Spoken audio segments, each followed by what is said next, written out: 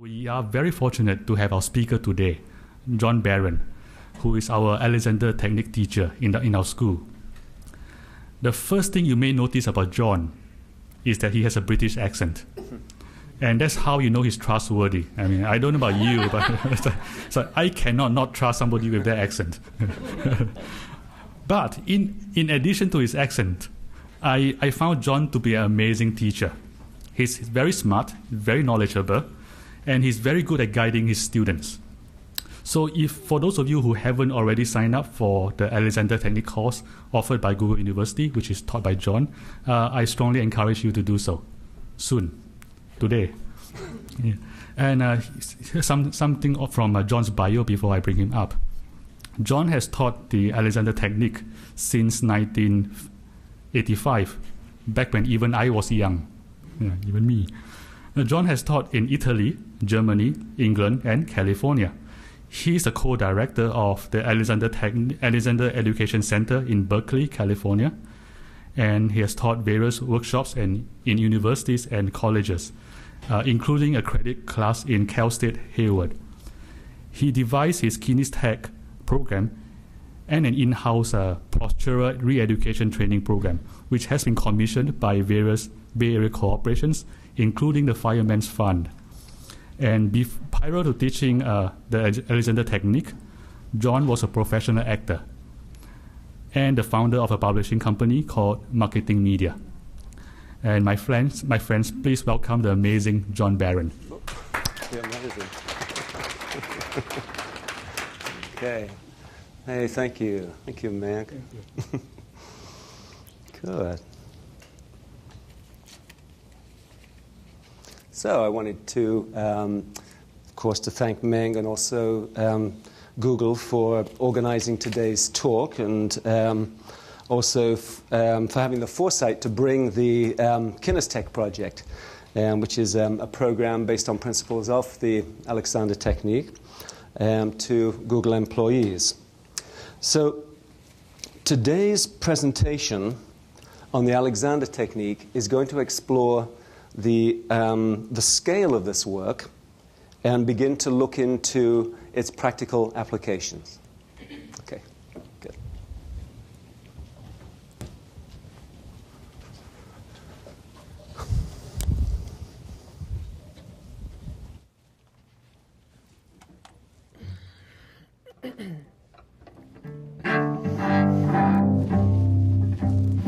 Wait, before I begin, I'm going to let my neck be free, my head be forward and up, my back lengthen and widen.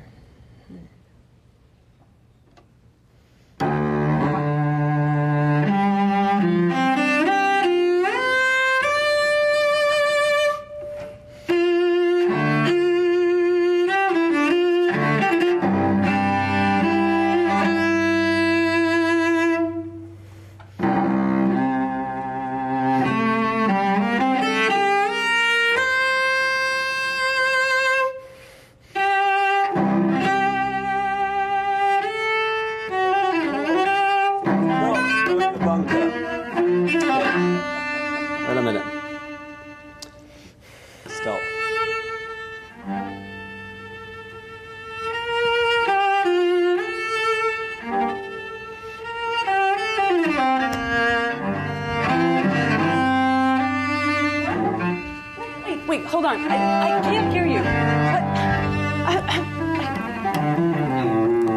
Stop. Okay, can we talk later? That would be great. Thank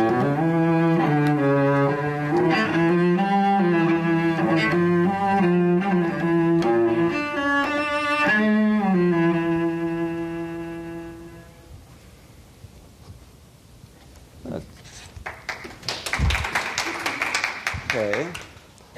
So you might be wondering, what's going on here? We've just seen someone working at their desk and dealing with some of the routine tasks, which, while responding in a slightly stressful way. You saw me playing the role of the golfer, attempting to hit a ball. It's a foam ball, by the way, it's okay. Over an imagined bunker onto an imagined green. And while at the same time voicing a typical inner dialogue that's familiar to golfers, don't go in the bunker. Don't go in the bunker. Okay. Then we heard someone playing a cello, rather well, I'd say. And incidentally, this cello too is it's a 17th century cello. It's an Amati cello, played by the very world-renowned cellist of the Cypress String Quartet, Jennifer Klotzel. And at the same time, we're looking at this poster on the screen. And we see that this is an in-house poster promoting a course to Google employees that brings the Alexander technique into a corporate setting. It's subheaded, personal growth and pain management. So apropos, although it's been known for a long time that this educational method has direct therapeutic benefits, just last month, a detailed study on 579 subjects, published by the British Medical Journal, it concluded that lessons in the Alexander technique reduced back pain by 85%, and that these results actually lasted over a one-year period, so that the effects last long term. So extending the scale even further, I'm now going to read a couple of brief quotes about this work. First by a famous American educator and philosopher, then by a well-known British author, both of whom worked with Alexander, and lastly by a well-known actor. Okay, so this is the first quote. So, the technique of Mr. Alexander, bears the same relation to education that education itself bears to all other human activities. And that's John Dewey. And the second, it is now possible to conceive of a totally new type of education affecting the entire range of human activity from the physiological through the intellectual, moral and practical to the spiritual. That's Aldous Huxley. And the last one, the technique's many benefits for actors include minimized tension, centeredness, vocal relaxation and responsiveness, mind-body connection, and about 1.5 inches of additional height. Okay, that's Kevin Kline. So the reason I'm presenting the scale and the myriad applications that this work has is twofold. First, to address a widely held perception that this work is something to do with posture, or it's some form of body work. And secondly, to help this audience understand that it is not possible to package the vast scope and application this work has into convenient sound bites or all-telling definitions. This work needs to be experienced in order to be understood.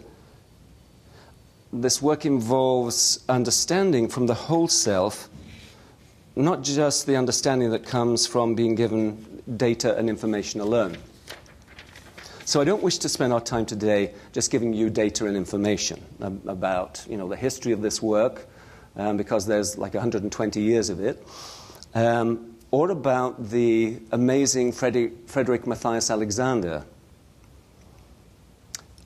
I need not tell you that all this information, it can be readily Googled. So, However, if you would like to find out about how this work was developed, I recommend you read Alexander's book, which is called The Use of the Self, and it also is available on CD. Okay. So, indeed, what we normally break down into separate segments of movement, emotion, posture, thought, individual spirit, expression, energy, psyche, sensation, voice, gesture, etc., and how these aspects are consciously embodied, connected, and choreographed in the moment can be characterized in the Alexander technique as the use of the self. So what is it that connects us? Now, what centers and integrates us so that aspects of ourself, freedom of movement, ease of expression, coordination, balance, appropriate degrees of tension, harmony, well-being, etc., they seem to come together in a particular moment. So how would our office worker, for example, find this connection when dealing with the stresses, the stressors that create such strained responses that we saw when she was walking in, carrying her laptop and the phone and having a cup of coffee in her hand at the same time? All activities that I'm sure you've seen on this campus a few times. People walking in embodied in that particular way. How might our golfer find the connection that could take bunkers out of play, at least in his own mind? And our cellist, if we imagine the connection that's needed to bring to a performance, the technique, interpretation, connection to other colleagues, acoustics, fine motor skills, connection to audience, etc. Imagine bringing all this to a moment in time, making this kind of connection. And when things do not seem to come together, what is it in us that is aware of our disconnection? That's a big question. Let's start to explore it practically and see where we go. In fact, what I want to start to focus on today is a very particular connection. Okay, that's the connection of the head, the neck, and the back. Okay, so we're going to do this practically, okay? And I just want, now, if I can have this side of the room in a little while, if I can have you stand while the rest of us here observes exactly what happens to some of the people here as far as what's happening to the head, the neck, and the back, this particular connection. Because this is what we're just going to start to explore today, okay? So if you can just all stand like you normally do. Okay. Okay. Look. And you just sit down like you normally do. Okay. All right, so we're just observing what's going on there. Let's switch it around. Let's try this side of the room. Okay. Yeah. Okay, just to stand. Okay, and the rest of us are observing what's going on here. Okay, and if you just sit down like you normally do. Okay. So, what do you notice? What happens to heads, necks, and backs? What happens to this kind of relationship? You see some people, when they go to sit down, they oftentimes tighten the head back, so the head weight gets thrown into the large neck muscles, which tighten a lot of the muscles in the back, tightens the lower back, etc. And other people do it very differently. Some people have more collapsed responses where the thought to stand, for instance, has the weight being thrown down and being pulled back up again. Because whenever we have a collapse, there's always an area of tension that has to support the collapse. So the good news is that, that although tension, over-tension, has a domino effect throughout the body, if we tighten here, etc., we tighten in other areas, release also starts to have a very positive effect.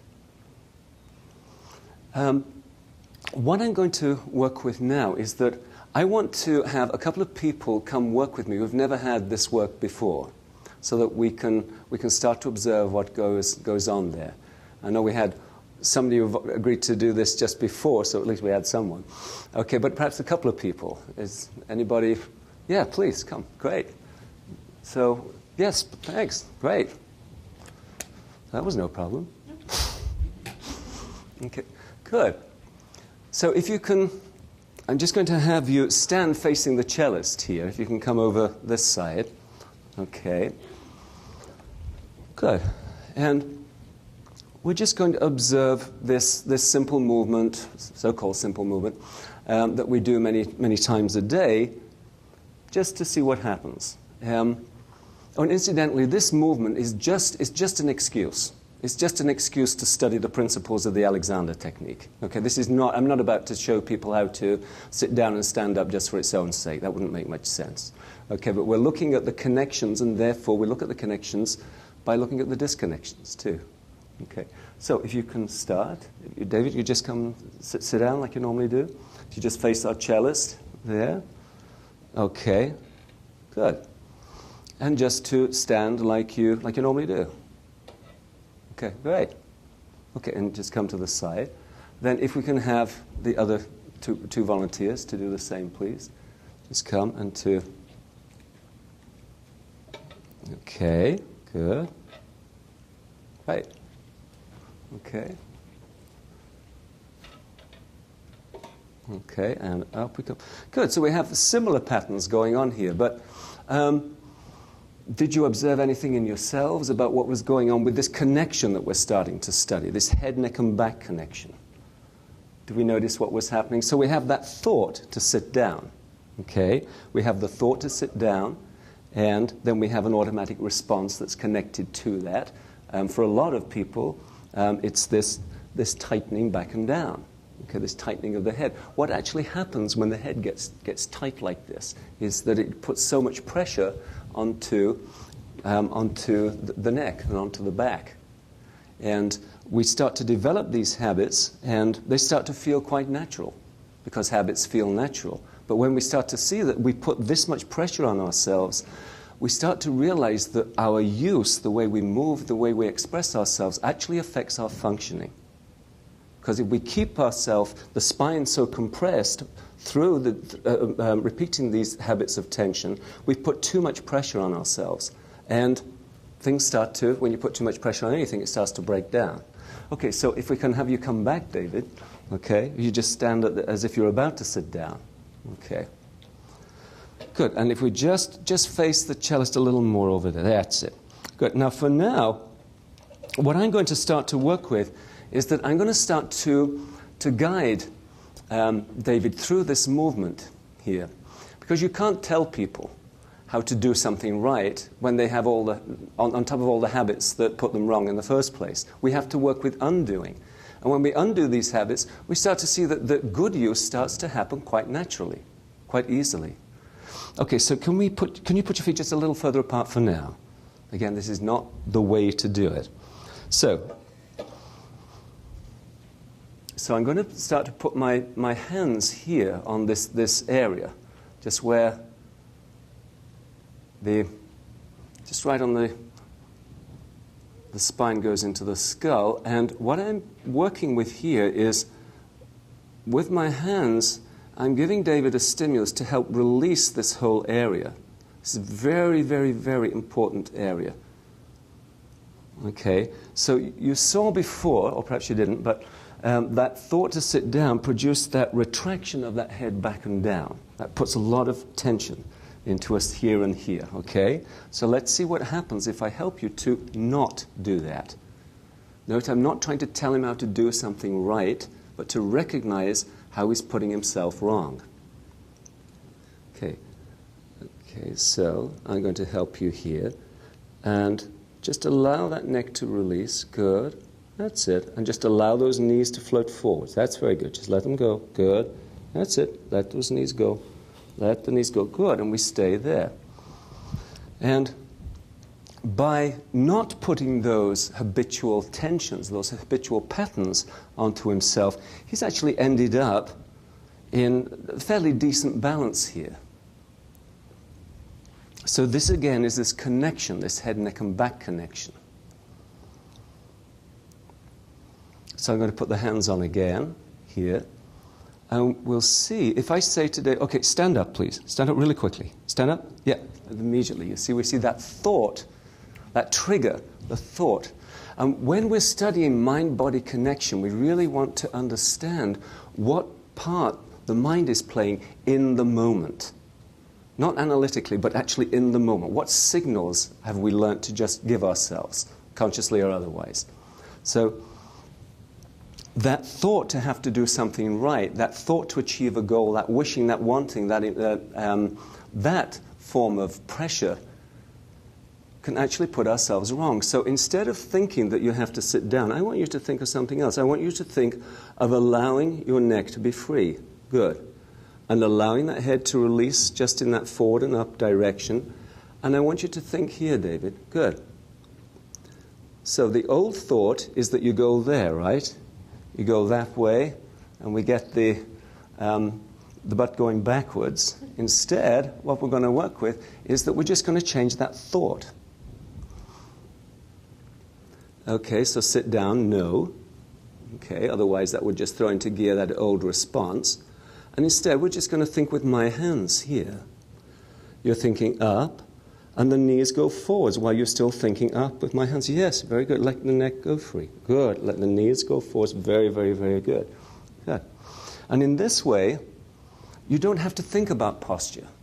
Posture happens. Posture is an effect of the connection. And it's this connection that we're starting to explore, this head, neck, and back connection, which Alexander called primary control, in that this is an integrating force. It's like embodied integration. And when we're aware of this, and we're aware of that connection, and therefore and also aware of the disconnection, so that we can easily reconnect, then nature does its job. We don't have to think about doing posture right. See, posture means to fix. We want to get away. We want fluidity. So I'm thinking stop, and I'm thinking, okay, if I have that thought stand up, I'm just going to say stop to that. And instead of thinking that way, okay, where the learned impulse is to go there, instead I want you to think where the balance is, which is up. Good, and stay with my hands. Good, stay with the hands. Good, good, good. And we start to see that there's much more connection there. And you're starting to explore the idea of using appropriate force for an activity. You see, we can tolerate a certain amount of what we call misuse, a certain amount of the disconnection, but not too much. And the more we're able to, take this little example, and you're using much, much less force and tension for this activity, and then you take it to all your other activities, more complicated activities, more fun activities, or working into the working environment, that really we start to use our awareness to prevent a lot of unnecessary results that come from disconnection. Good, thanks. Can we have someone else? Can you tell me your name? Vanessa. Hi, Vanessa. Thanks. Good. So can you just remind us, we're just going to go through this process of sitting down. Good. Okay, and to stand. Good. So I'm seeing quite a, using this part, the lumbar spine, okay, using that area there to tighten, putting force on yourself there. And what we want to encourage is to undo some of that tension there. And instead, we'll find that if we don't tighten here, that the hip joints will just work very fluidly. Good, and just help me out too if you can just put the feet a little wider apart just for now. Okay, I start off this way, but this is just it's more practical. Good, so the same thing. You see, I'm going to be thinking, just taking this movement here, I'm going to be thinking here. Good, you're thinking with my hands, and you allow the knees to go forwards instead of the butt back, and the neck is free. Very good, that's it. Very, very, very, very good, yeah. And by not tightening these areas, posture happens. So this whole area of where the spine meets the skull is very, very important. And the more that we undo the tension, we start to connect to that awareness here, so that we're aware of the head being nicely balanced on top of the spine. But of course, when we become over-tense, we lose sensitivity, because over-tension affects that proprioception. Good. Let's put the feet the knees just a little wider apart there. Good. Good. Okay, Vanessa, so my hands are there to just help you think. Good, that's it. Good. Okay, thanks. Good. Okay, let us, I'm going to use you for another little part of this, okay?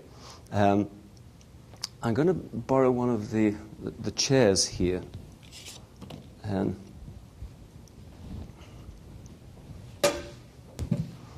good. And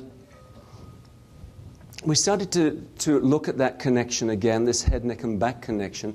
And I want us to understand, too, that when that's happening, when we let that happen, how that really is an integrating principle, and how the movement of the arms and the hands readily connect to that.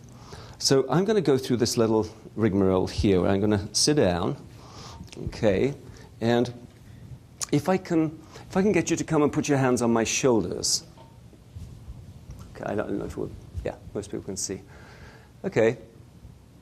Now, if, for instance, I'm sat like this, and my spine's balanced and very, very fluid, when I come to make movements with the arms and the hands, they connect to that, just like it's movable architecture. But when I actually find myself collapsed, I'm just falling down a little bit here. Yes, my back's a little rounded. And now I'm going to just move my arms and put them on the back of this chair, okay? So what happens? It tenses up. It tenses up, right. Quite a bit. Yes.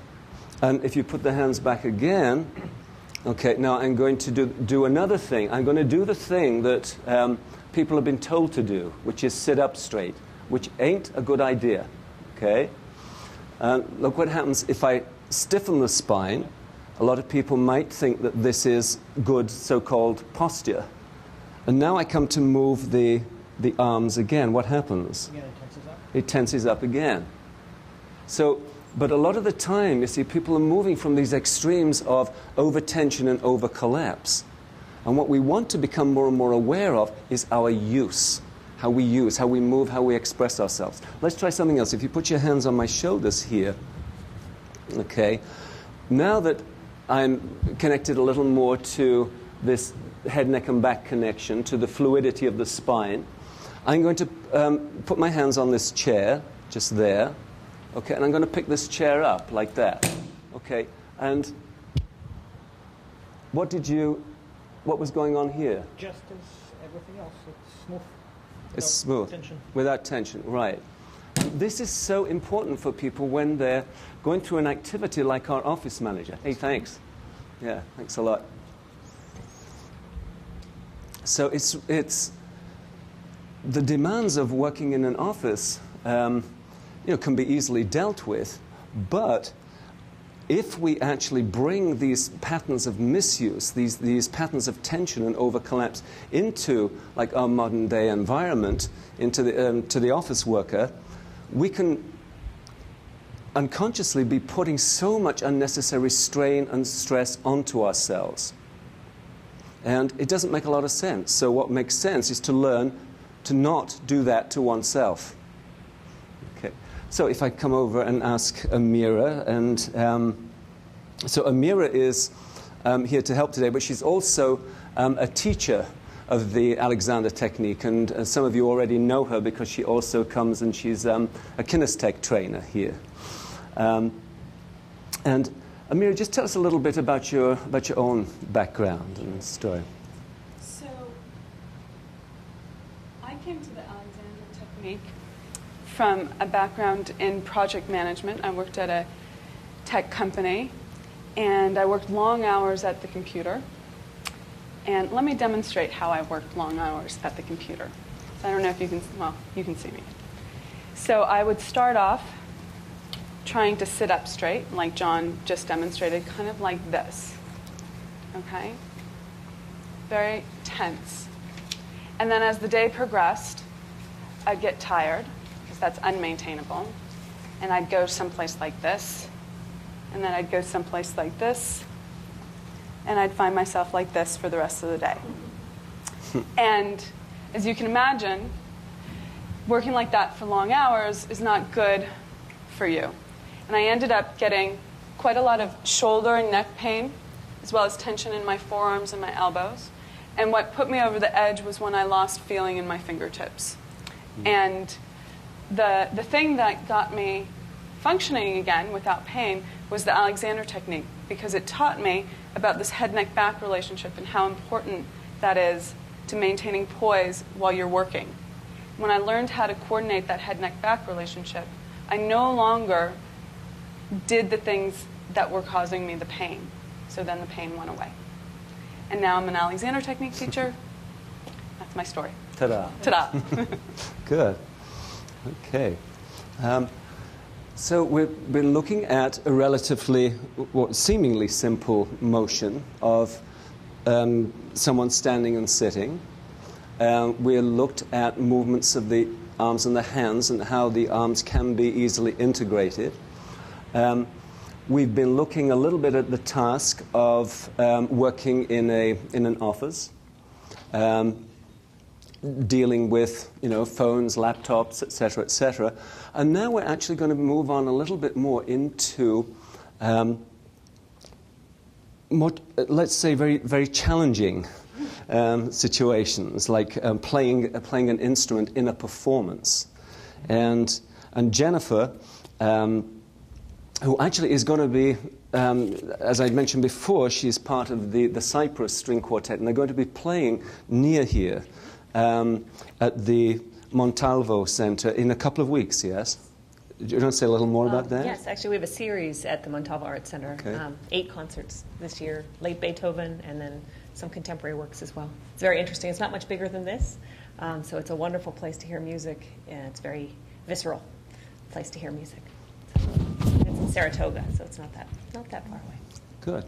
So would you like to just explain a little bit about how the Alexander work and how this connection that the work's given you, and how that's played for you in your work? Certainly. Let's see. I came to the technique, actually, I found John Barron as my teacher about 4 years ago, I think, because I'd been having some pain, a few not minor injuries, nothing debilitating, but enough that it bothered me, and I wondered what was going on, because I felt like I was fairly tension-free when I played, but yet these things kept happening. And if you all have seen cellists play very often, you'll see that when they play high or when they play very passionately, they're often like this. Right? This is a pretty standard look, but this is not a position of power because you've collapsed your back.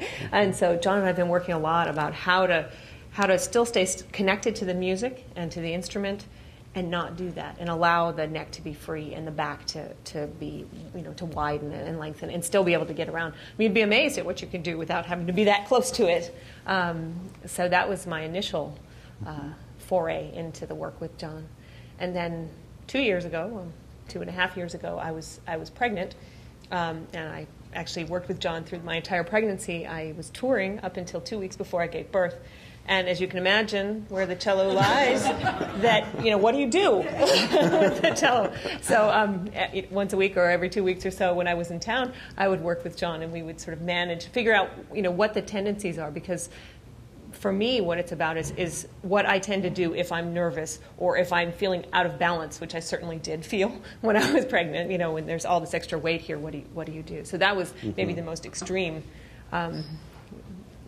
use I was learning about there. Yeah, so it wasn't just up and down the cello; it was backwards and forwards. It was backwards and forwards. Is how do I move around? And then within a month after I gave birth, I was back playing again and touring. So again, I had to rebalance myself. So it's not something I learned very quickly. It's not something that's fixed, because especially in the 40 weeks of my pregnancy, every week was different in terms of how I was using myself. But I mean, even today, it's every day feels a little different. And at least if I have tools to sort of remind myself, and I'm not, one of my favorite things about Alexander technique is the idea of end gaining or not end gaining. So if you're always thinking, well, I have to do that and I have to do that now, I mean, even when I'm talking about that, my body kind of goes this way. So, okay, I'm going to stop. Oh, okay, I already feel better. And then, task at hand, here's what I need to do right now. Good. So that's just such a good example of how someone makes this work their own, and how it is really educational in nature. Yes, you come, you work with a teacher, or you're working here on campus within this program, but the idea is that this is a self-care method, so that you learn to use these principles and adapt them yourself to your own lives.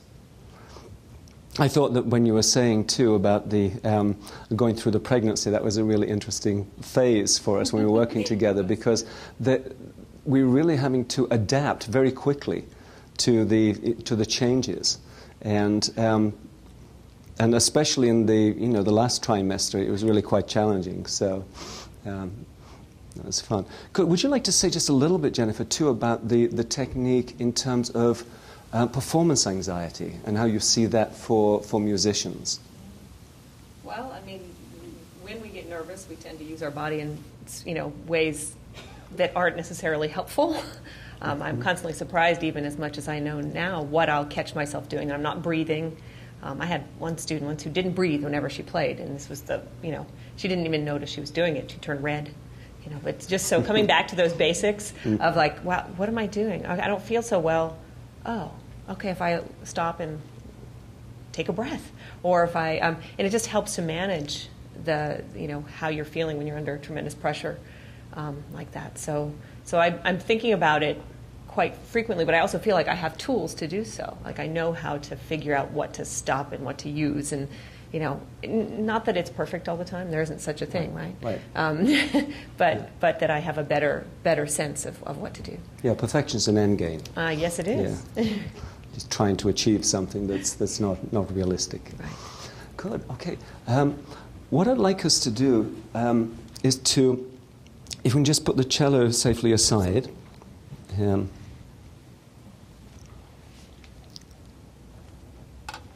Good.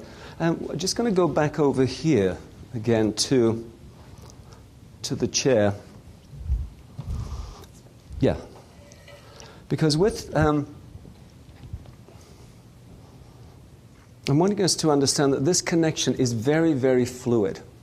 And with the challenges one has to playing an instrument, especially at this level, it's really important that one has that fluidity and that ease. So while we've been working, I'm just going to take Jennifer to the chair here, and good.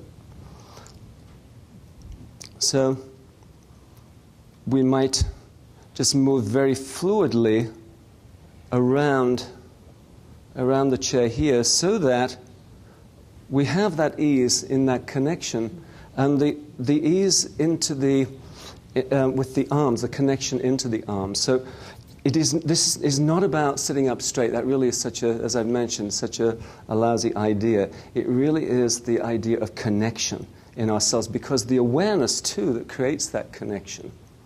But it's also not about just letting go. Which yes. is what, when I first came to the work, when you go for a massage, you want to let go. But this, if you let go, you fall down. So you want to know how to use everything. Well. Yes. Yes, it's exploring the tonus. So it really is learning again the how to connect into ourselves. So, for instance, if there are certain passages and certain positions on the cello which are better served by coming a little more forwards. Certainly when we're playing up into the high position, it is better to be able to come back. But remember what we were doing before about the shoulders. It's so important that they don't get tight and elevated, because otherwise, as well as it creating tightness in all the extensors here, it also affects how one feels. It affects the agility in the movement. So we're looking for this connection to just give us this use, this good use. Good. So we're moving around here. Good. That's it. Good. So, and now we're just going to take that very nice use into a piece. It's going to play us a piece by Corrado. Casado. Casado, excuse me. Do you want to, shall I face them? Or face away? You can just face them, yeah, and just play for them. Thank you. Okay. Yeah.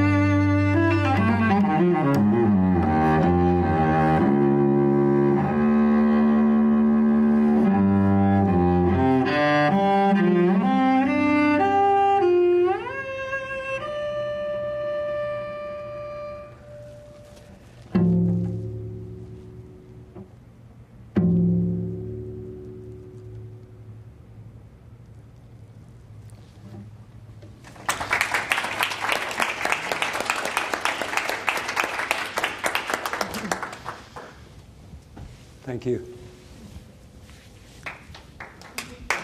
Yeah, it was great. Thanks a lot. Pleasure.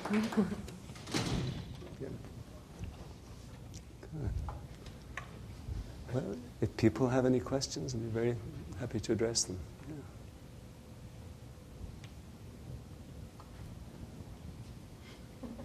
Do you know what? It's kind of nice not to have questions sometimes. Just stay with the music.